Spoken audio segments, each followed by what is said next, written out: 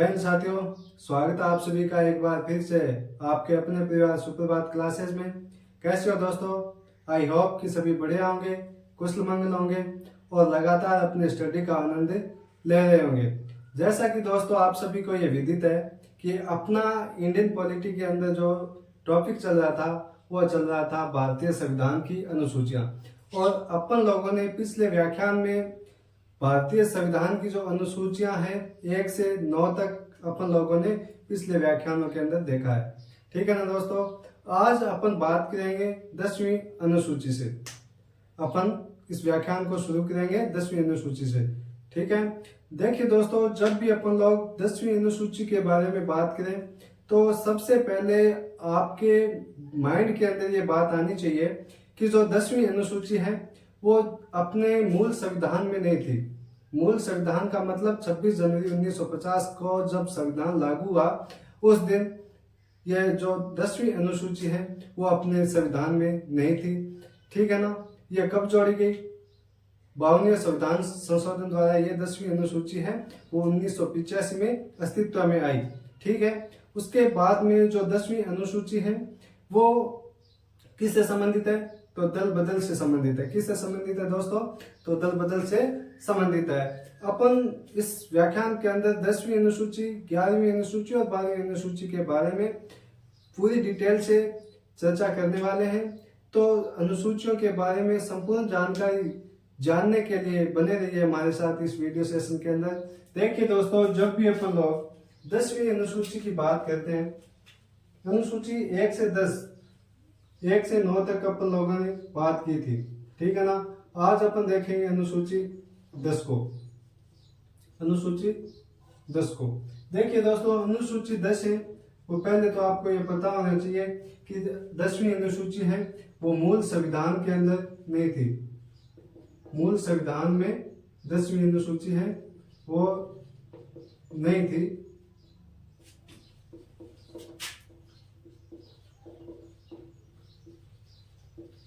जब 10वीं अनुसूची है वो मूल संविधान में नहीं थी तो आपको पता यह भी होना चाहिए कि यह जोड़ी कब गई? तो 52वां संविधान संशोधन हुआ था।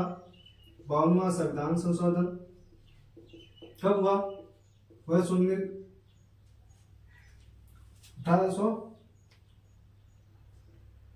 52वां संविधान संशोधन हुआ था 1985 को। ठीक है ना? 52वां संविधान संशोधन हुआ 1985 को, जिसके द्वारा मूल संविधान में 10वीं अनुसूची को जोड़ा गया। ठीक है ना दोस्तों? अब बात करते हैं अपन कि ये जो 10वीं अनुसूची है वो किससे संबंधित है। तो देखिए दोस्तों, जो 10वीं अनुसूची है वो किससे संबंधित है? दल बदल से संबंधित है। किससे संबंधित है? दल बदल से संबंधित है।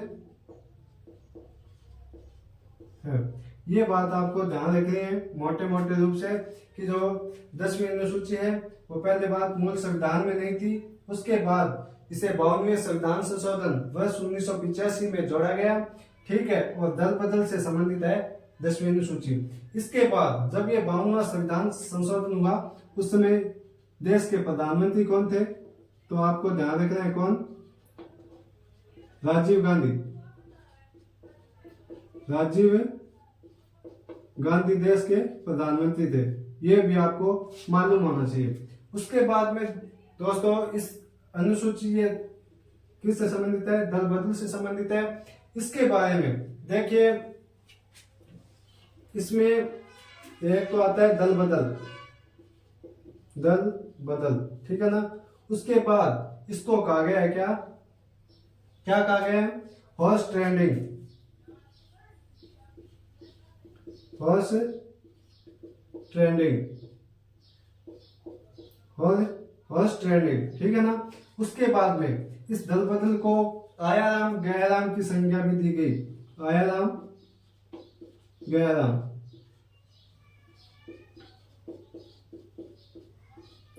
देखिए दोस्तों, ये जो आयाराम गयाराम की संज्ञा है वो इसलिए दी गई क्योंकि हरियाणा के एक विधायक थे जिन्होंने 1967 में 24 घंटे के अंदर 3 दल बदल लिए थे। इसीलिए इस दल बदल को आयाराम गयाराम की संज्ञा दी गई। ये आपको पता होना चाहिए। कौन? हरियाणा के एक विधायक थे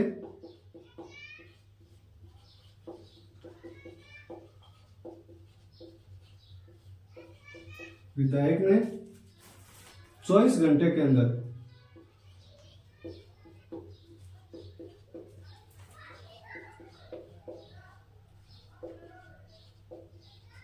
3 दल बदल लिए थे, इसीलिए इसे आयाराम गयाराम की संज्ञा दी गई। ये आपको मालूम होना चाहिए बिल्कुल कि दल बदल है उसको हॉर्स ट्रेंडिंग भी कहा जाता है।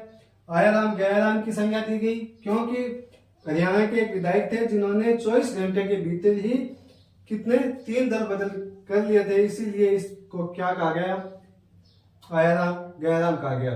ठीक है ना दोस्तों। उसके बाद में आपको ध्यान ये रखना है कि जब ये 52वां संविधान संशोधन हुआ, ये जो 52वां संविधान संशोधन है वो जब हुआ तो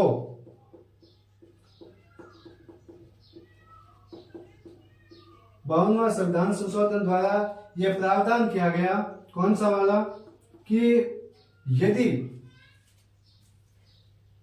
कौन सा, कि 1/3 सदस्य किसी भी सदन का, यदि 1/3 सदस्य क्या होता है, 1/3 सदस्य दल बदल करता है ना, तो उसकी सदस्यता रद्द कर दी जाएगी। दल बदल करता है तो उसकी सदस्यता को रद्द कर दिया जाएगा।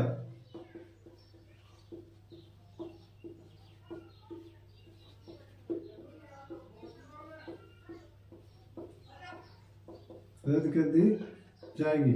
यह भी आप लोगों को बिल्कुल मालूम होना चाहिए कि 52वें संविधान संशोधन द्वारा यह प्रावधान किया गया कि यदि 1/3 सदस्य दल बदल करते हैं तो उनकी सदस्यता को समाप्त कर दिया जाएगा। यह प्रावधान किस संविधान संशोधन के द्वारा आया, तो वो संविधान संशोधन कौन सा था, 52वां संविधान संशोधन। बिल्कुल आप लोगों को ये सारी जो इंफॉर्मेशन है वो मालूम होनी चाहिए एक एक। ठीक है ना दोस्तों। उसके बाद में संविधान संशोधन होता है कौन सा, वर्ष 2003 के अंदर।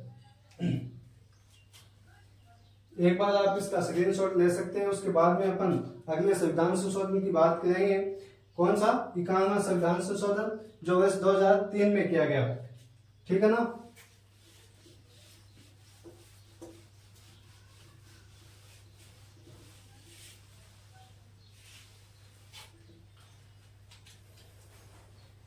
देखिए दोस्तों, अगला जो संविधान संशोधन हुआ वो हुआ था 51वां संविधान संशोधन।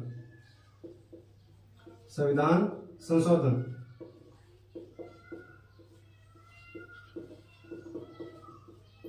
कब हुआ, वर्ष 2003 में, वर्ष 2003 के अंदर। और जब ये 51वां संविधान संशोधन हुआ उस समय प्रधानमंत्री कौन थे, अटल बिहारी वाजपेयी। अटल बिहारी वाजपेयी।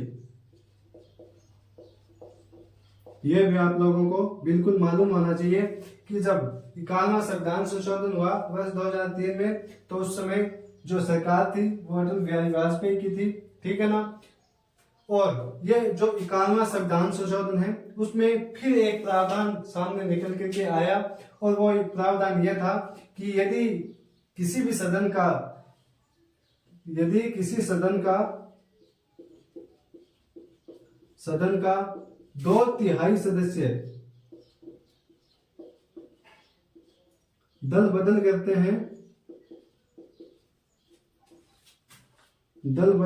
हैं, तो फिर उनकी सदस्यता है वो क्या कर दी जाएगी, रद्द कर दी जाएगी। उनकी सदस्यता रद्द कर दी जाएगी। ठीक है ना दोस्तों।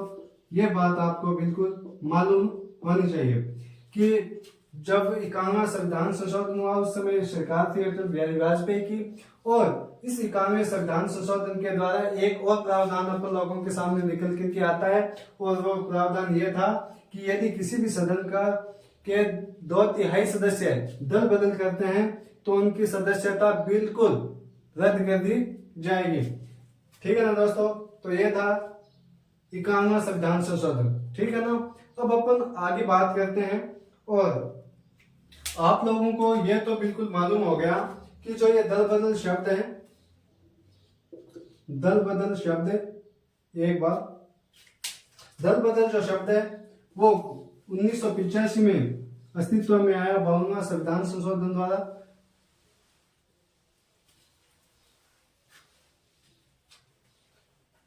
तो आप एक नोट लगा करके एक चीज लिखनी है आप लोगों को,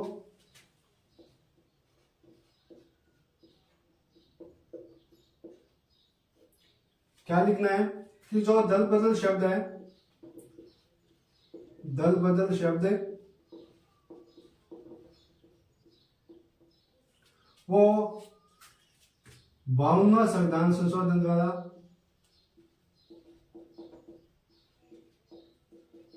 52वां संविधान संशोधन, 52वां संविधान संशोधन द्वारा कब है?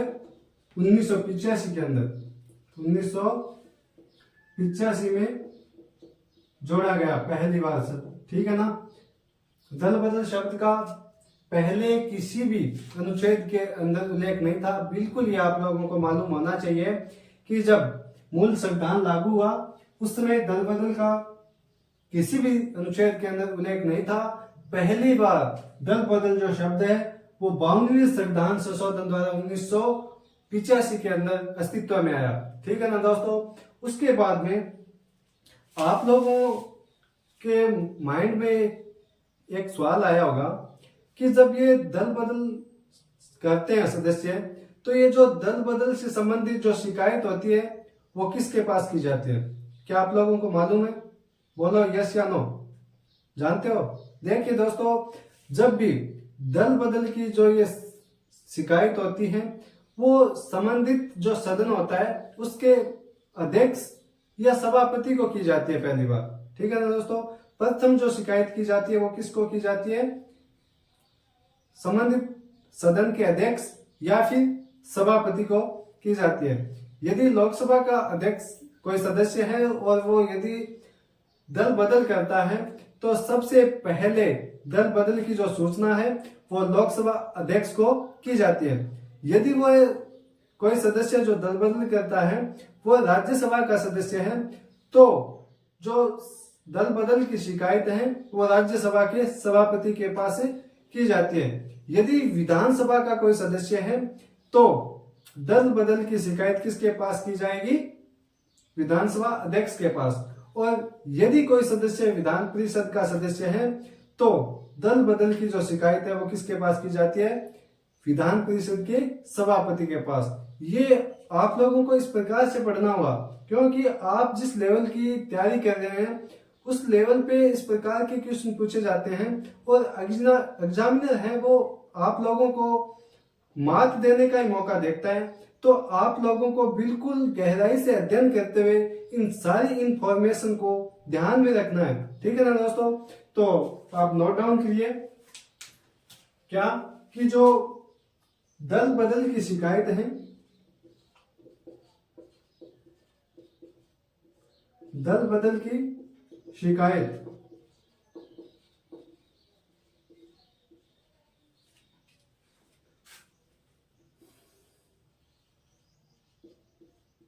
प्रथम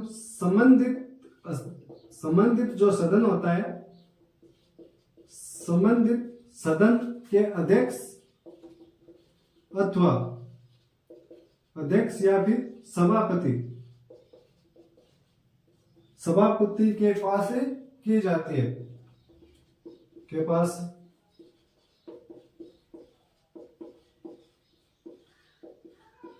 की जाती है।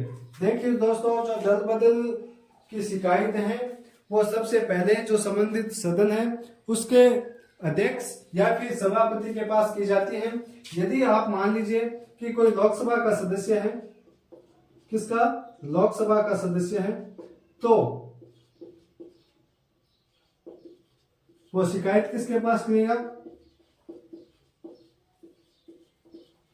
लोकसभा अध्यक्ष के पास, लोकसभा अध्यक्ष के पास शिकायत करेगा, ठीक है ना दोस्तों। उसके बाद में यदि कोई सदस्य है राज्यसभा का, किसका? राज्यसभा का यदि कोई सदस्य है तो शिकायत फिर किसके पास की जाएगी? राज्यसभा के सभापति के पास, राज्यसभा के सभापति के पास शिकायत की जाएगी। ठीक है ना दोस्तों। उसके बाद यदि कोई विधानसभा का सदस्य है, किसका, विधानसभा का, तो फिर जो दल बदल से संबंधित जो शिकायत है वो किससे की जाती है दोस्तों, विधानसभा के अध्यक्ष के पास। किसके पास, विधानसभा के अध्यक्ष के पास। और यदि कोई सदस्य विधान परिषद से संबंधित है, किससे, विधान परिषद से, विधान परिषद से, तो फिर उसकी शिकायत है वो किसके पास की जाती है दोस्तों, विधान परिषद के सभापति के पास। किसके पास, विधान परिषद के सभापति के पास।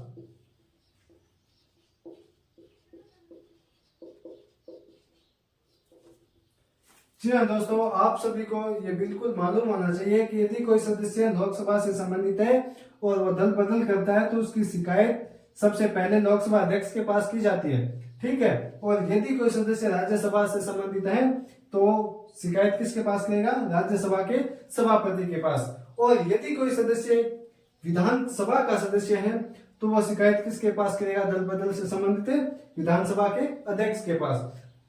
और यदि कोई सदस्य विधान परिषद का है और यदि वो दल बदल करता है तो बिल्कुल किसके साथ, किसके पास वो शिकायत करता है दल बदल की, तो वो शिकायत करता है विधान परिषद के सभापति के पास। यहां तक तो बात ठीक है।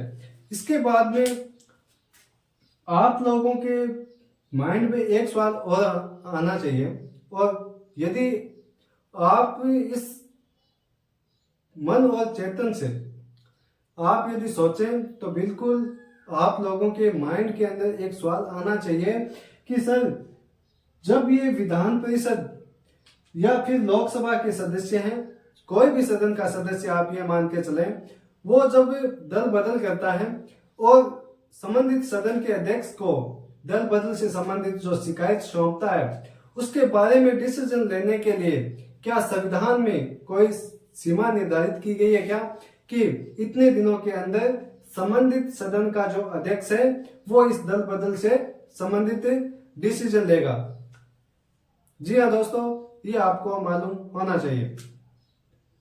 तो दोस्तों, ये जो मूल संविधान था, या मूल संविधान की मैं क्यों कहूं, ऐसा कहें अपन कि संविधान के अंदर ऐसा कोई भी समय निर्धारित नहीं किया गया है जो ये बात बताएं कि लोकसभा या जिस सदन का कोई सदस्य है वो यदि दल बदल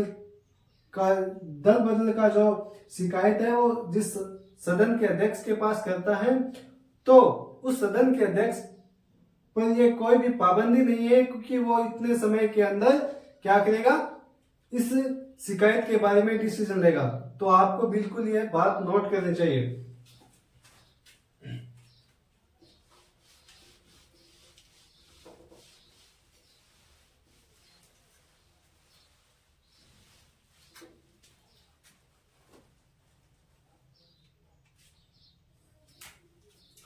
देखिए, संबंधित जो सदन होगा, संबंधित सदन का जो अध्यक्ष है, अध्यक्ष या आप बोल सकते हो सभापति, सभापति के लिए कोई भी के लिए दल बदल से संबंधित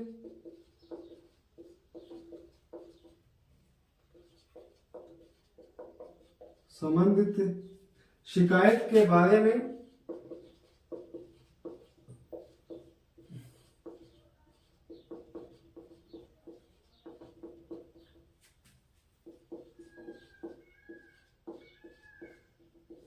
डिसीजन लेने के लिए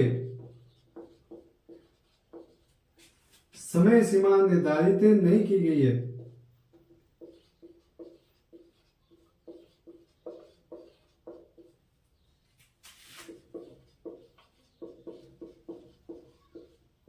निर्धारित नहीं की गई है।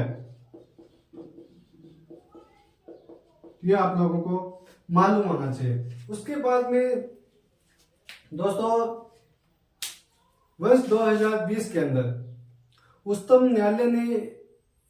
न्यायालय के अंदर एक मामला आया था, ठीक है ना, केशव मेघचंद स्पीकर मणिपुर के नाम से।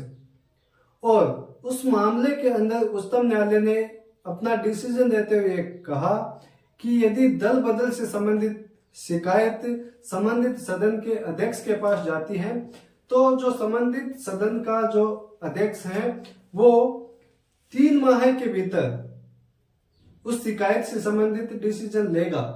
ये बात कब कही गई? वर्ष 2020 के अंदर उच्चतम न्यायालय ने अपना डिसीजन दिया था। तो बिल्कुल ये भी आप लोगों को नोट डाउन करना चाहिए कि उच्चतम न्यायालय ने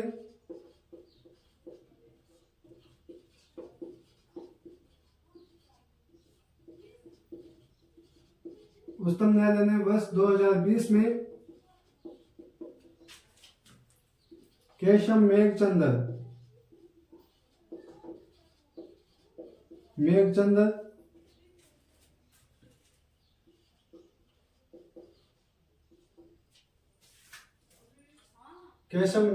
बनाम स्पीकर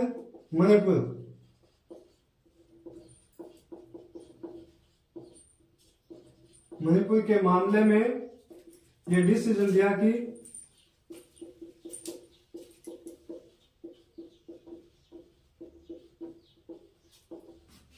दिया कि संबंधित जो सदन होगा उसको दल बदल से संबंधित सदन के अध्यक्ष को दल बदल से संबंधित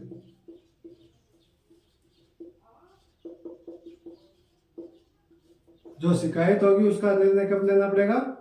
3 माह के भीतर।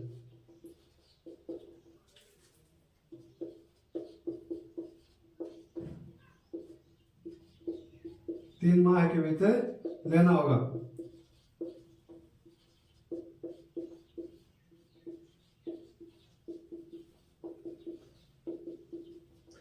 देखिए दोस्तों, जो ये मामला आया था सामने वर्ष 2020 के अंदर, केशव मेघचंद बनाम स्पीकर मणिपुर के नाम से ये मामला दर्ज हुआ था। और इसके अंदर जो उच्चतम न्यायालय है उसने अपना डिसीजन देते हुए ये कहा कि दल बदल से संबंधित कोई भी शिकायत होती है वो किसके पास जाएगी? संबंधित अध्यक्ष के पास जाएगी, या फिर राज्यसभा है तो सभापति के पास जाएगी, ठीक है ना। और बिल्कुल राज्य का जो सभापति होता है या तो फिर वो या फिर अध्यक्ष क्या करेगा? उसके बारे में 3 माह के भीतर उस शिकायत पर क्या करेगा? अपना डिसीजन देगा, ठीक है ना। यहां तक बात आप लोगों को क्लियर हो गई होगी। उसके बाद में आप लोगों का जो अगला सवाल हो सकता है वो ये हो सकता है कि सर, जब ये संबंधित सदन के अध्यक्ष के पास जाता है ये मामला, दल बदल से संबंधित जो शिकायत जाती है, ठीक है ना, और ये जो संबंधित शिकायत है उसके बारे में जो संबंधित सदन का अध्यक्ष है वो क्या करता है? अपना डिसीजन भी ले लेता है, ठीक है ना। जब ये डिसीजन लेता है तो क्या उसके बारे में न्यायालय के अंदर अपील की जा सकती है क्या उसके विरुद्ध?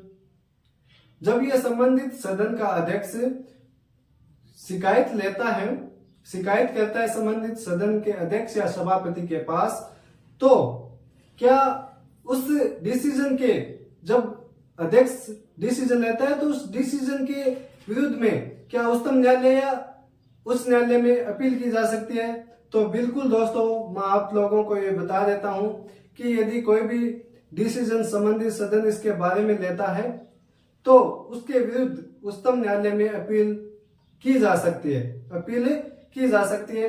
तो आप एक बार इसका आप स्क्रीनशॉट ले लें, उसके बाद में अपन बात करेंगे आगे।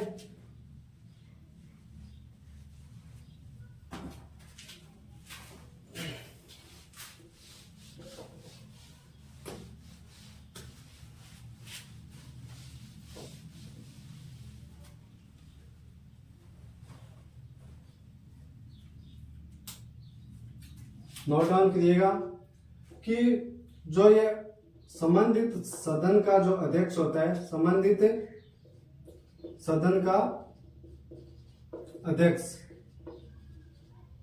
अध्यक्ष निर्णय लेता है उसके विरुद्ध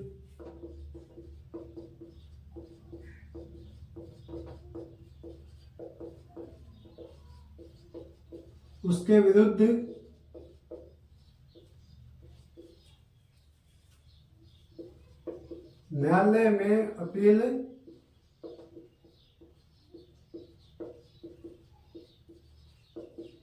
की जा सकती है। न्यायालय में अपील की जा सकती है। यह आप लोगों को बिल्कुल मालूम होना चाहिए कि जो संबंधित सदन का जो अध्यक्ष या सभापति होगा वो डिसीजन लेता है और उस डिसीजन के विरुद्ध में न्यायालय के अंदर अपील की जा सकती है। ठीक है ना दोस्तों। उसके बाद में जब 52वां संविधान संशोधन हुआ था, ठीक है ना, या फिर एक और मामला सामने आया। कौन सा? कब? देखिए,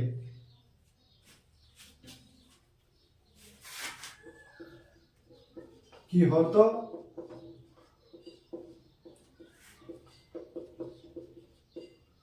होलोहान जचिलू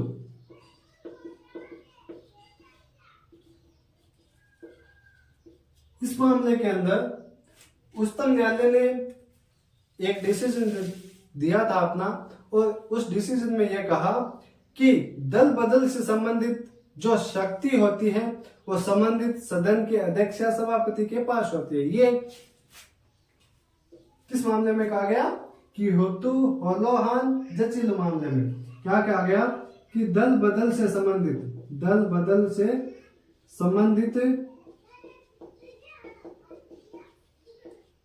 संबंधित जो शक्तियां हैं वो किसके पास होगी? संबंधित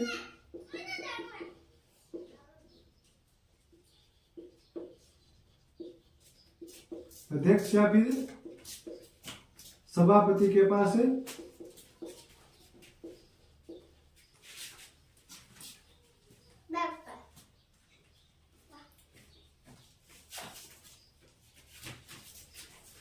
सभापति के पास होगी। ठीक है ना दोस्तों।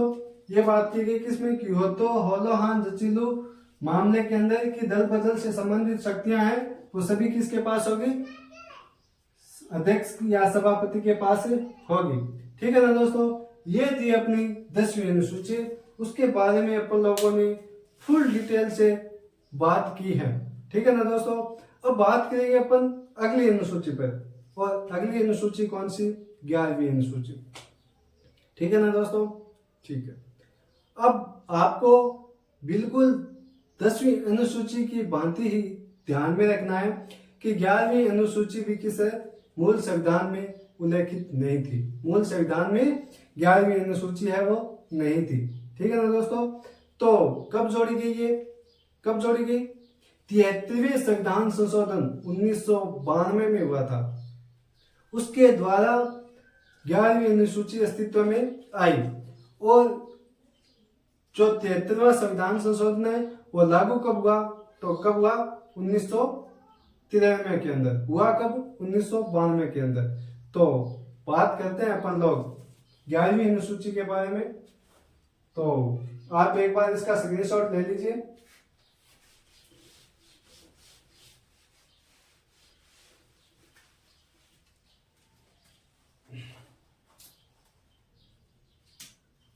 अनुसूची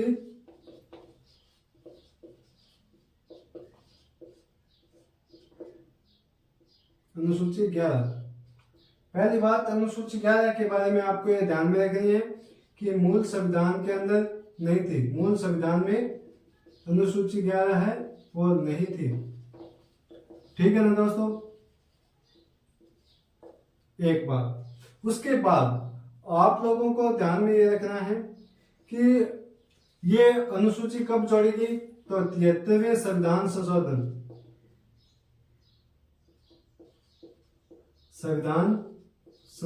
कब हुआ था दोस्तों?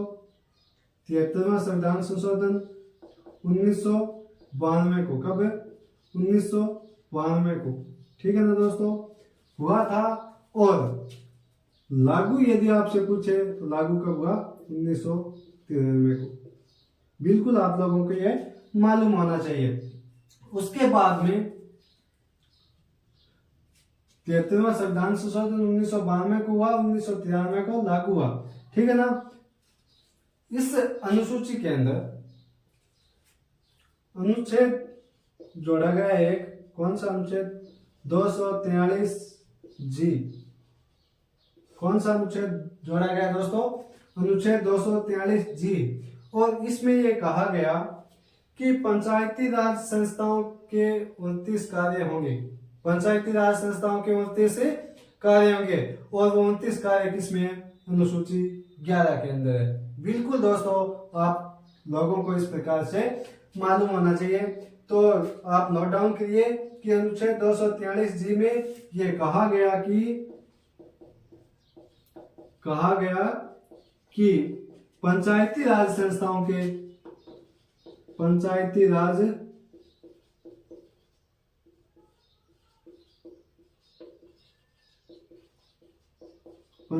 संस्थाओं के 29 कार्य होंगे।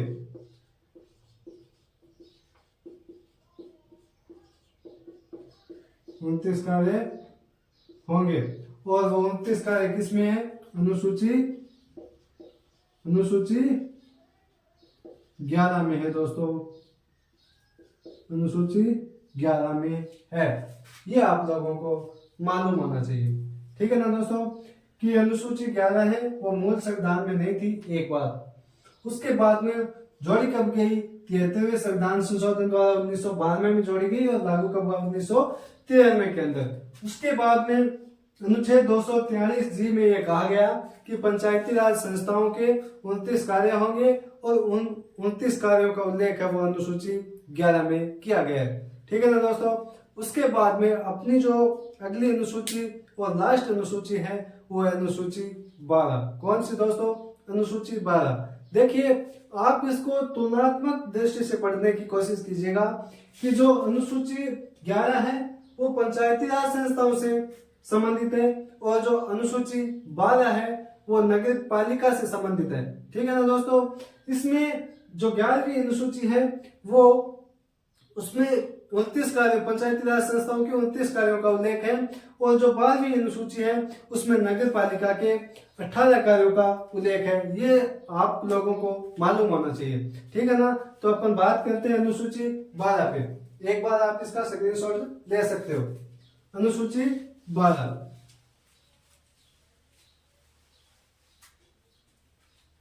अनुसूची 12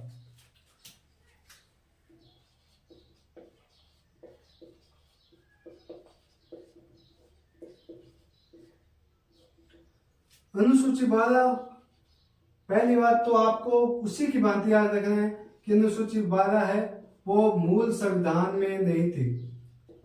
मूल संविधान में नहीं थी। ठीक है ना दोस्तों। ओके। अब अपन बात करते हैं आगे कि 12वीं अनुसूची को कब जोड़ा गया? तो 74वां संविधान संशोधन। 74वां संविधान संशोधन कब हुआ था दोस्तों?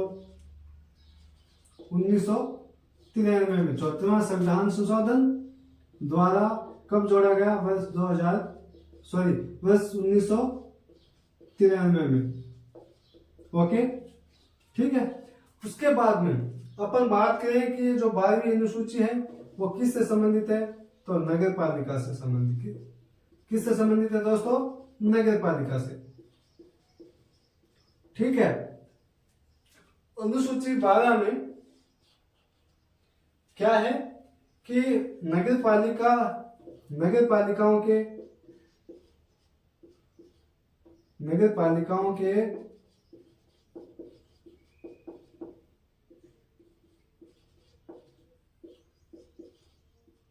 18 कार्यों का उल्लेख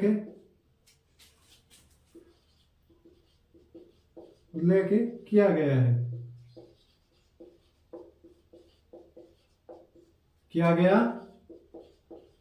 है। ये बात आप लोगों को मालूम होनी चाहिए कि जो अनुसूची 12 है वो मूल संविधान में नहीं थी। इसे 74वें संविधान संशोधन वर्ष वर्ष 1993 में जोड़ी गई और ये नगर पालिकाओं के संबंधित जो 18 कार्य हैं उससे संबंधित ये 12वीं अनुसूची है।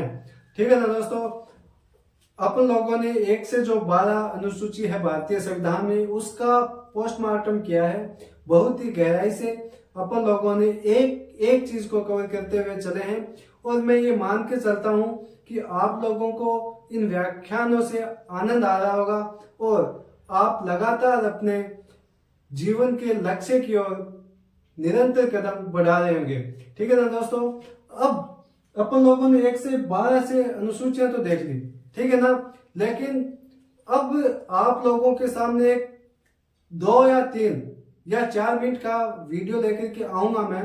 उसमें 1 से जो 12 अनुसूचियां हैं उनको एक ट्रिक के माध्यम से केवल 3 या 4 मिनट के अंदर आपको कवर करवा दी जाएगी।